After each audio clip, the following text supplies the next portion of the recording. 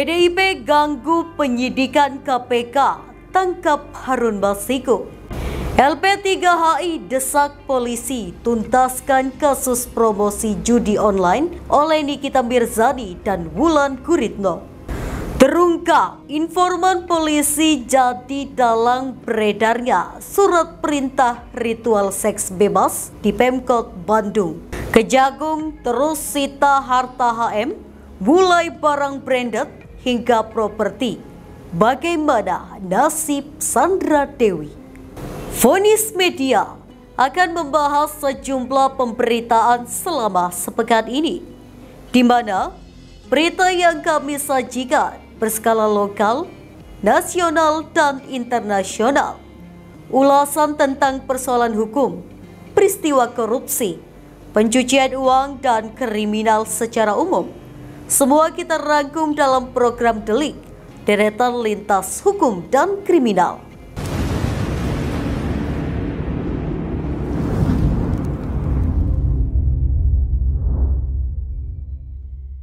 Wakil Ketua KPK Alexander Marwata memastikan terus berupaya mencari Harun Masiku.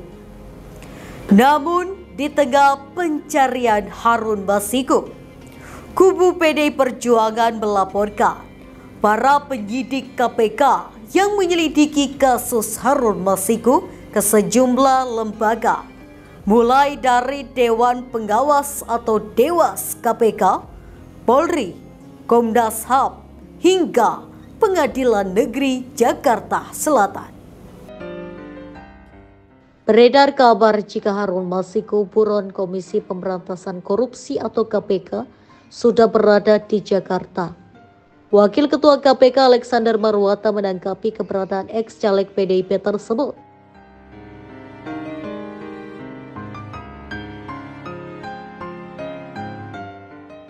Alex memastikan KPK terus berupaya mencari Harun Masiku.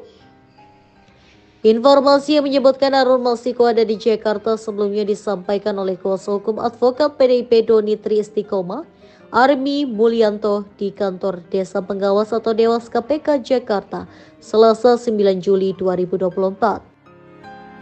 Bahwa dia sudah tahu keberadaan Harun Masiku, masih ada di Jakarta, bahkan mengait-ngaitkan sama Pak Sekjen, Pak Hasto, yang kemudian ini menarik juga untuk dibahas sama Doni pada saat ditanyakan. Intinya lebih melobi bagaimana kemudian Pak Doni ini yakin untuk bisa bekerja sama. Belasan kali disampaikan. Tadi yang disampaikan oleh Bang Johannes terkait gratifikasi hukum itu maksudnya ke arah sana gitu. Karena di pertimbangannya gini, ini penuturan Pak Doni, Pak Rosa ke Pak Doni ya.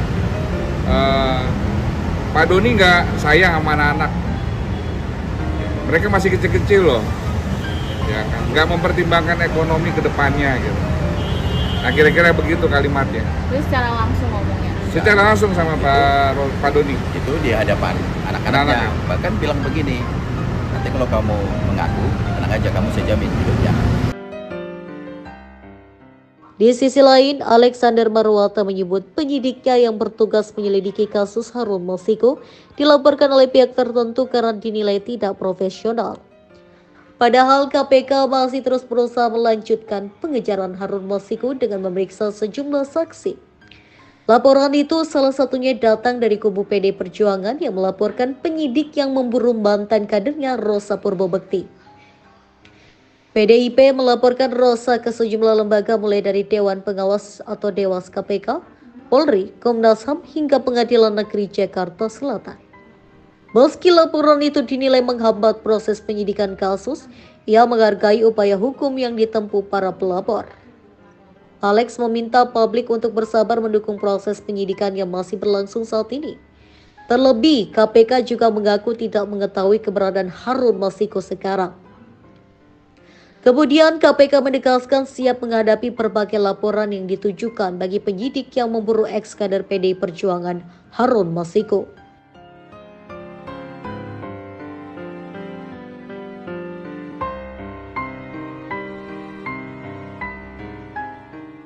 Meski demikian, sampai saat ini KPK belum memutuskan apakah akan menerjunkan tim biro hukum untuk mendampingi Rosa dan koleganya yang dilaporkan ke banyak lembaga.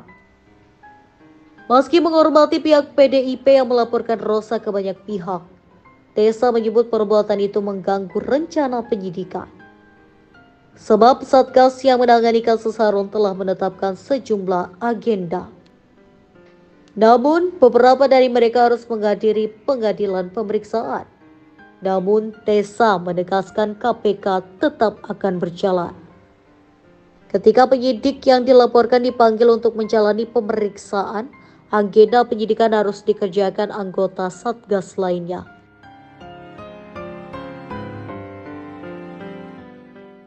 Semua alat bukti yang saat ini di dalam status sitaan penyidik tentunya akan digunakan apabila itu terkait dengan seputar perkara yang sedang ditangani.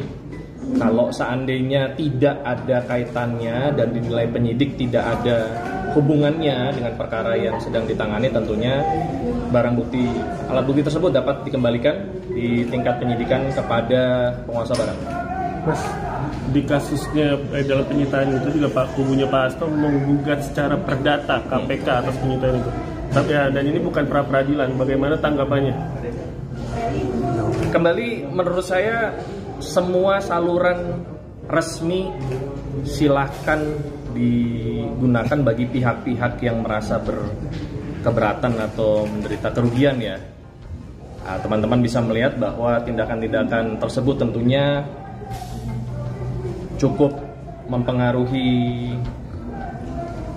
penyidikan karena pasti penyidik akan dipanggil, akan dimintai keterangan, tetapi KPK tetap berkomitmen transparansi dan profesionalitas dijunjung tinggi. Kami tetap yakin atas profesionalitas penyidik-penyidik kami. Kalau dibilang terganggu itu berarti terhambat atau merintangi ya, itu akan didalami kalau seandainya memang ada alat bukti perintangan tersebut tentunya akan ditindaklanjuti. Nah, Mas, kan udah diprotes nih penyitaan barang itu. Nah, masalahnya yang ditanyakan adalah apakah penyidik sudah menganalisis handphone dan catatan yang disita terkait dengan kasus Harun Masiku itu? Saya tidak bisa menjawab itu karena itu masuk materi penyidikan, jadi kita sama-sama tunggu. Mas, boleh minta tanggapannya dari KPK mengenai Kubu Hasto yang mengajukan tuntutan kepada PN Jakarta? Tadi udah ditanya. Itu udah dijawab. Mas, kan waktu itu kata Pak Alex kemungkinan Hasto diperiksa lagi tuh Juli. Nah, gimana tuh? Ya, saya pikir kita tunggu aja ya, karena sampai dengan saat ini penyidik tentunya punya rencana penyidikan. Mereka sudah menyusun saksi-saksi mana saja yang akan dipanggil sesuai dengan kebutuhan dan kewenangan mereka. Jadi kita tunggu aja. Jadi dalam waktu dekat ini memang belum ada rencana untuk manggil Mas Hasto lagi? Saya tidak bisa mengatakan itu karena saya belum terupdate dari penyidiknya. Kasus promosi judi online yang menjerat artis Nikita Mirzani dan Wulan Guritno kembali diusut.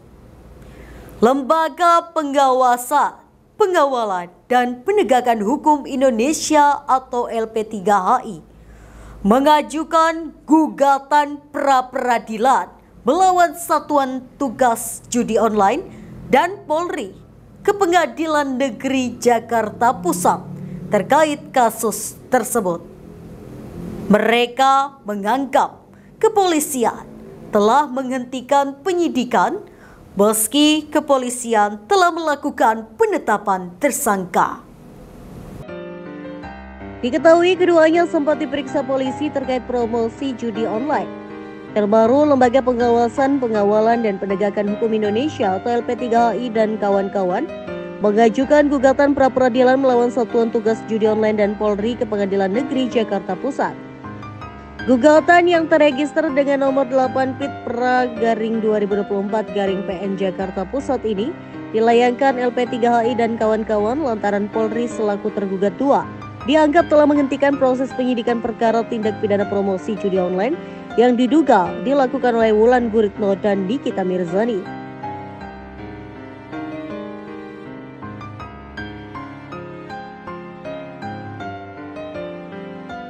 Kurniawan menjelaskan, Polri sebenarnya sudah menangani perkara tindak pidana promosi judi online yang diduga dilakukan oleh Wulan Guritno dan Nikita Mirzani.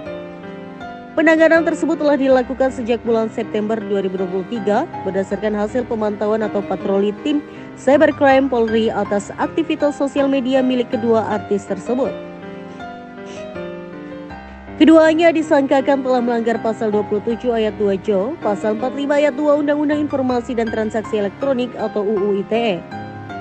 Pemantauan oleh polisi dilakukan berdasarkan laporan informasi atau LI nomor R-LI-205-8-2023 tanggal 7 September 2023.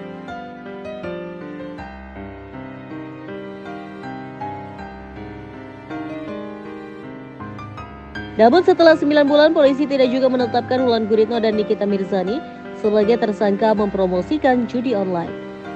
Tindakan ini dianggap telah menghentikan penyidikan, pasalnya di berbagai daerah, kepolisian telah melakukan penetapan tersangka dan melakukan upaya paksa terhadap para tersangka yang mempromosikan judi online. Bahkan beberapa telah dinaikkan statusnya menjadi penuntutan di pengadilan. Sementara itu, termohon 1 atau Satgas Judi Online sebagai lembaga baru yang dibentuk oleh Presiden Republik Indonesia melalui keputusan Presiden nomor 21 tahun 2024 diminta untuk melanjutkan penyidikan.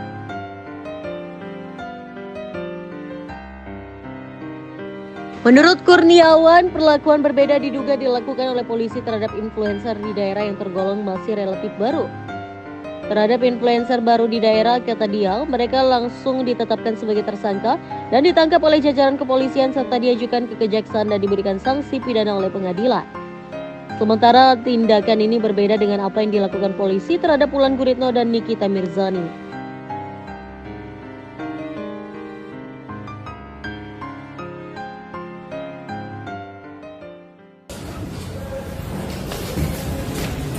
Sidang pada hari ini untuk pra-peradilan nomor 13 dan 16 terkait dengan judi online yang dilakukan oleh Nikita Mirzani dan Wulan Guritno, promosi judi online ya, bukan judi online ya. Pada sidang hari ini diantaranya adalah bukti tertulis dari para pihak, baik dari termohon, dari pihak kami maupun dari pihak termohon yaitu Barreskrim. Nah, dari bukti-bukti yang kami ajukan khususnya adalah berupa putusan pengadilan. Ada beberapa putusan pengadilan, ada 3 yang kami ajukan yaitu di Tanjung Karang, Malang dan Bandung, yang kesemuanya menyatakan bahwa promosi judi online itu adalah tindak pidana, sehingga dalil Barreskrim yang menyatakan pada saat ini masih penyelidikan yang dengan tujuan untuk menemukan apakah perbuatannya tindak pidana atau bukan, itu sudah terjawab dengan putusan-putusan itu, sehingga mereka punya rujukan ketika menaikkan statusnya menjadi penyidikan. Gitu. Jadi nanti apa? Nikmin dan Wulan juga akan dipanggil keterangan juga seperti apa? Termasuk juga seharusnya kalau penyidiknya judi itu melacak dari mana uangnya, siapa yang order mereka, gitu. Bukan itu kan jadi persoalan, gitu. Karena ada beberapa 3 putusan yang kita ajukan alasannya juga sama, mereka game, mempromosikan game, tapi hakim kan tidak bisa seperti itu. Hakim punya pandangan lain dan 3-tiganya mengatakan promosi judi online adalah tindak pidana. Jadi adalah tujuan kami mengajukan gugatan ini agar penyidik bekerja lebih serius untuk menentukan siapa tersangkanya dan juga mengajukannya ke persidangan. Gitu. Itu secara tidak langsung yang bertanggung jawab itu dari judi online sendiri ya Pak? Bagi pihak yang mempromosikan, karena pasalnya adalah mempromosikan. Kalau mempromosikan maka orang yang mempromosikan, bukan orang yang memberi. Kalau orang yang memberi itu beda lagi masalahnya. Kalau orang yang mempromosikan maka ya udah ini. Apakah kemudian dia bekerja sama dengan orang lain atau bertindak sendiri itu urusan lain. Tetapi tidak bisa mengatakan sendiri bahwa dia adalah korban. Ditipu misalnya, kalau memang ditipu silahkan laporkan penipuan bahwa itu memang kontraknya adalah kontrak yang tidak sah misalkan, nah itu urusan mereka silahkan. Tetapi terhadap promosi judi online sendiri itu adalah tindak pidana, itu yang harusnya dilakukan secara cepat oleh penyidik, karena korban judi online kan sudah terlalu besar. Ada yang utang kemana-mana, bahkan ada yang bunuh diri. Masa mau dibiarkan begitu aja? Dan itu bisa kan ratusan miliar dan banyak orang yang jadi korban ya Pak? Iya, kalau orang yang berjudi, ya karena tertarik dengan promosi itu, ya mereka menjadi korban. Tapi orang yang mempromosikan itu tidak bisa dikatakan membela diri, saya juga korban. Kecuali kalau saya orang gila atau saya tidak bisa melakukan perbuatan hukum, saya di bawah pengampuan misalnya, saya bisa berkata bahwa saya korban. Tapi kalau saya memilih dalam kualifikasi dapat atau cakap melakukan perbuatan hukum, tidak bisa mengatakan dirinya sebagai korban. Tidak bisa. Begitu Pak, berarti untuk statusnya sendiri NN dan juga WG ini masih status saksi atau sebenarnya? Kalau dari bukti yang diajukan oleh pihak Barreskrim tadi masih saksi. Nah, saya berharap dengan kami mengajukan bukti 3 putusan pengadilan tadi, maka tidak ada keraguan bagi penyidik untuk menaikkan statusnya menjadi penyidikan dan menaikkan status mereka menjadi tersangka. Karena di situ jelas unsurnya apa saja. Pasal yang dipakai sama, 27 ayat 2, dan itu sama, 3 putusan itu sama, dan sehingga bagi penyidik akan menjadi lebih mudah untuk menaikkan status penanganan perkara yang menjadi penyidikan dan menentukan siapa tersangka dalam perkara ini. Sanksi yang diterima seperti apa sih Pak? Kalau memang misalkan nanti terbukti menjadi salah satu tersangka misalkan nanti akan diterima oleh pihak WG dan Nikmir seperti apa? Kalau sanksi yang mempromosikan judi online, siapapun, jangan hanya pada selebgram yang kecil-kecil, tapi juga mereka yang artis papan atas. Kalau misalnya dia melakukan promosi judi online, ya harus ada sanksi pidana. Begitu. Oke. Nama cukup. Aman. Polisi berhasil ungkap dalam kasus surat perintah dari pemerintah Kota Bandung untuk menggelar ritual seks bebas. Ternyata dokumen surat perintah tersebut dibuat oleh oknum PNS bernama Gilang Ginanjar. Berikut kronologi pengungkapannya. Pemkot Bandung pernah dibuat heboh dengan beredarnya surat perintah ritual seks bebas. Belakangan terungkap pelakunya adalah seorang informan polisi. Diketahui surat itu tersebar dan menjadi sorotan pada akhir Mei 2013 silam dan membuat sejumlah kalangan naik pitam. Surat yang tersebar itu berkop dinas lengkap dengan materi Rp6.000 dan ditandatangani plus distempel kepalanya Muhammad Anwar. Setelah dilaporkan ke polisi, seorang PNS bernama Gilang Ginanjar kemudian ditetapkan menjadi tersangka. Dia menjadi otak kasus tersebut dan langsung dijebloskan ke penjara pada awal Juni 2013 lalu. Tadinya, Gilang menjadi informan Polrestabes Bandung yang sedang menyelidiki kasus itu. Pada waktu itu, dia sempat menunjukkan lokasi ritual sekte yang ternyata tak terbukti. Pengakuan Gilang lalu memunculkan kecurigaan. Indek kosnya di kawasan Caringin, Kota Bandung lalu digeledah. Hasilnya ditemukan 6 lembar salinan surat perintah untuk melakukan ritual seks bebas dan stempel di tempat tersebut. Dari hasil pemeriksaan, pengakuan Gilang membuat surat perintah tentang ritual seks bebas itu ternyata hanya untuk mendulang sensasi. Tak hanya itu saja, Gilang pada waktu itu berdalih aksi yang dia lakukan karena terbentur masalah ekonomi. Dia mengaku-ngaku sebagai pengikut sekaligus korban sekte yang harapannya membuat orang yang mendengar ceritanya menjadi iba. Gilang pun pada saat itu dijerat dengan pasal 263, pasal 310, dan pasal 311 KUHP yang berkaitan dengan pemalsuan surat serta pencemaran nama baik dan fitnah. Gilang terancam hukuman 6 tahun kurungan penjara. Setelah berkas perkaranya rampung, Gilang akhirnya diseret ke pengadilan. Kamis 19 September 2013, sidang dakwaan untuk Gilang digelar di Pengadilan Negeri PN Bandung. Gilang didakwa melakukan pencemaran nama baik dan pemalsuan surat. Tak terima didakwa dengan hal tersebut, PNS yang saat itu berusia 26 tahun ini kemudian mengajukan eksepsi di persidangan. Pada saat itu, Gilang menyatakan keberatan atau eksepsi dengan dakwaan jaksa. Toh menurutnya, ia sudah menjadi informan untuk kepolisian, tapi malah diseret menjadi pesakitan di pengadilan. Tapi setelahnya, eksepsi Gilang kandas di persidangan. Selasa 19 November 2013, jaksa menuntutnya hukuman 1 tahun kurungan penjara.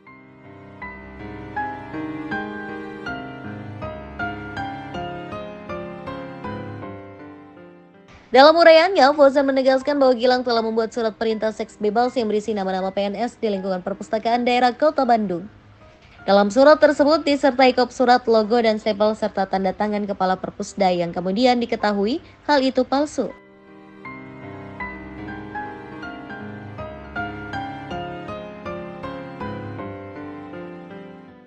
Fauzan menyebutkan akibat perbuatannya itu, saksi M. Anwar, Kepala Perpusda Bandung, mengalami tekanan batin, merasa tercemar secara pribadi, keluarga, dan instansi. Surat perintah tersebut dibuat Gilang berbekal stempel dan arsip surat milik Ibu Gilang yang merupakan karyawan di Perpusda. Bahkan nama Ibu Gilang pun dimasukkan dalam surat yang selalu memerintahkan PNS melakukan seks bebas.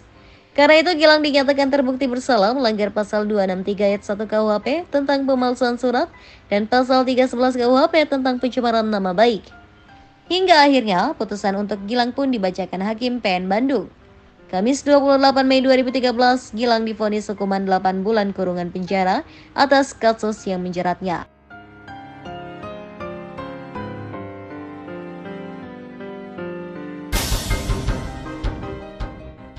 Atas putusan tersebut, Gilang menyatakan langsung menerima.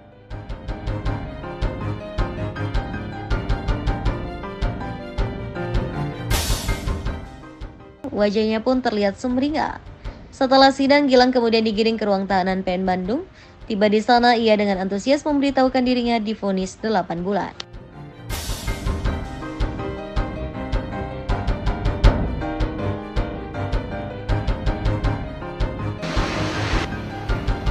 Sebuah surat atas nama Kantor Perpustakaan dan Arsip Daerah Kota Bandung menggemparkan warga Jawa Barat. Isi surat itu berisi seruan kepada para pegawai negeri sipil dari Kantor Perpustakaan di Bandung untuk mengikuti ritual seks bebas. Dalam surat yang ditandatangani sang Kepala Perpustakaan, yaitu Muhammad Anwar, juga ditulis keterangan jadwal dan lokasi ritual yang telah ditentukan. Pemkot Bandung mengungkapkan sudah mengetahui sejak Februari lalu dan sudah menyerahkan ke polisi untuk diselidiki. Namun, Wakil Wali Kota Bandung Aififa Nanda mengatakan berdasarkan penyelidikan Pemkot Bandung, surat itu palsu dan disebarkan oleh seorang oknum. Hingga kini belum diketahui pelaku dan motif dari peredaran surat itu. Sebenarnya ini juga saya belum pernah lihat bentuk berkasnya seperti apa, bentuk surat itu seperti apa. Jadi memang hanya orang-orang tertentu aja mungkin yang pegang surat itu ya. Kita sendiri kita tidak pegang surat itu. Polisi juga sudah memeriksa sejumlah saksi untuk menyelidiki peredaran surat perintah ritual seks bebas tersebut. Kontributor Berita 1 Bandung, Jawa Barat. Kejaksaan Agung terus menyita aset milik Harvey Mois terkait kasus korupsi tata niaga komoditas timah wilayah izin usaha pertambangan atau IUP PT Timah Tbk tahun 2015 hingga 2022. Hal tersebut membuat istrinya Sandra Dewi merana lantaran gaya hidup glamor yang kerap dirinya bagikan ke media sosial kini tak akan ia lakukan lagi karena terancam hidup miskin. Artis Sandra Dewi selama ini dikenal hidup glamor dengan harta berlimpah. Kehidupan serba mewah ini kerap dibagikan istri Harvey Mois ini di media sosial. Namun, kini Sandra Dewi harus menerima kenyataan pahit. Kasus yang membelit sang suami membuatnya terancam hidup miskin. Pasalnya, Kejaksaan Agung atau Kejagung terus menyita aset mereka. Terbaru, sejumlah rumah mewah milik Harvey Mois disita. Seperti diketahui, penyitaan rumah mewah milik suami Sandra Dewi tersebut terkait perkara dugaan korupsi tata niaga komoditas timah wilayah izin usaha pertambangan IUP PT Timah Tbk tahun 2015 hingga 2022. Harvey Mois sebagai satu dari puluhan tersangka yang ditangkap Kejagung. Tadinya publik bertanya-tanya kenapa Kejagung hanya menyita deretan mobil mewah Harvey Mois. Bagaimana aset propertinya? Sebab nilai properti yang disita jauh lebih tinggi ketimbang mobil mewah yang cenderung anjlok. Kali ini aset yang disita berupa 5 unit rumah yang seluruhnya berlokasi di Jakarta. Beberapa waktu yang lalu penyidik juga telah melakukan penyitaan terhadap beberapa aset milik dari tersangka HM dan yang terafiliasi dengan yang bersangkutan, yaitu ada 5 bidang tanah dan rumah dan bangunan, ya, 5 bidang tanah dan bangunan. Di Jakarta Barat, tim penyidik Kejaksaan Agung menyita 161 meter persegi rumah di kompleks perumahan Green Garden Blok N5 Kafling nomor 25, Kelurahan Kedoya Utara, Kecamatan Kebonjeruk, Jakarta Barat. Menurut data sertifikat hak milik atau SHM nomor 3037 berdasarkan surat ukur nomor 73/2001 tanggal 2 Agustus 2021, rumah tersebut atas nama Harvey Mois sendiri.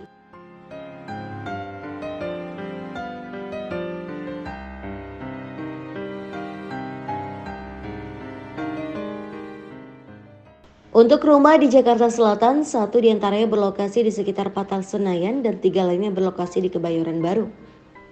Di Senayan, tim penyidik menyita rumah Harvey seluas 483 meter persegi, berlokasi di Senayan Residence Blok A nomor 16 RT 009 RW 007, Kelurahan Grogol Utara, Kecamatan Kebayoran Lama, Jakarta Selatan.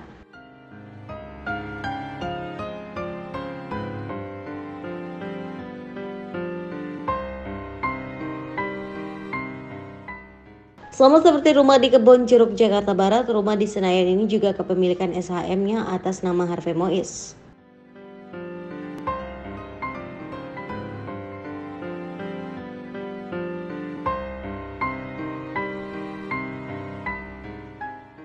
Sedangkan 3 rumah di Kebayoran Baru, Jakarta Selatan yang disita bukan atas nama Harvey sendiri, melainkan pihak-pihak yang terafiliasi dengannya. Namun, tak diungkap Kejagung siapa saja pihak-pihak terafiliasi yang dimaksud. Harley hanya menyampaikan bahwa nama pihak-pihak yang terafiliasi termasuk keluarga akan diungkap di persidangan.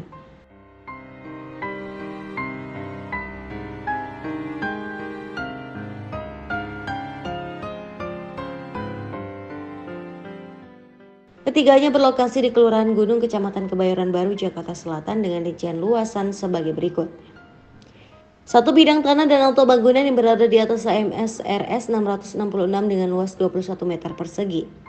1 bidang tanah dan auto bangunan yang berada di atas AMS RS 675 dengan luas 222 meter persegi. Dan 1 bidang tanah dan auto bangunan yang berada di atas AMS RS 684 dengan luas 123 meter persegi. Menurut Harley, bentuk bangunan yang disita tim penyidik di Kebayoran Baru tersebut berupa townhouse.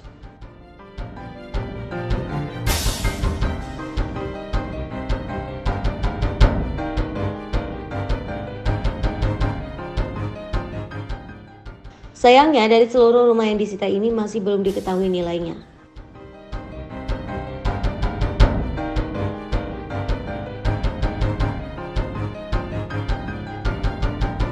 Penyidik dengan keyakinan yang dimiliki dan data dan fakta, maka penyidik sudah melakukan penyitaan terhadap aset yang bersangkutan. Dan kita harapkan tentu ini juga bisa memperkuat pembuktian terhadap yang bersangkutan. Dan tentu kita harapkan juga dalam waktu dekat tentu penyidik bisa melimpahkan berkas perkara ini ke penuntut umum untuk ditindaklanjuti proses berikutnya. Terkait kasus ini, sebelumnya sudah beberapa aset lain milik Harvey Mois berupa 7 mobil mewah yang disita Kejagung. Mobil tersebut yakni Ferrari tipe 458 Special dan 360 Challenge Straddle, masing-masing 1 unit. 1 Mercedes-Benz SLS AMG berwarna silver, 1 Toyota Fairfire, 1 Lexus putih, Rolls-Royce, dan Mini Cooper. Penyitaan aset-aset termasuk mobil dilakukan Kejaksaan Agung lantaran Harvey Mois juga dijerat tindak pidana pencucian uang atau TPPU.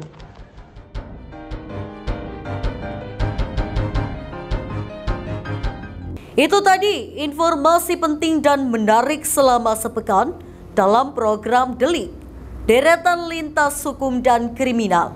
Anda bisa mengakses berita lainnya di web kami di vonis.id dan di channel YouTube Vonis Media. Jangan lupa untuk komen, share, like, dan subscribe channel kami. Kami undur diri, sampai jumpa minggu depan.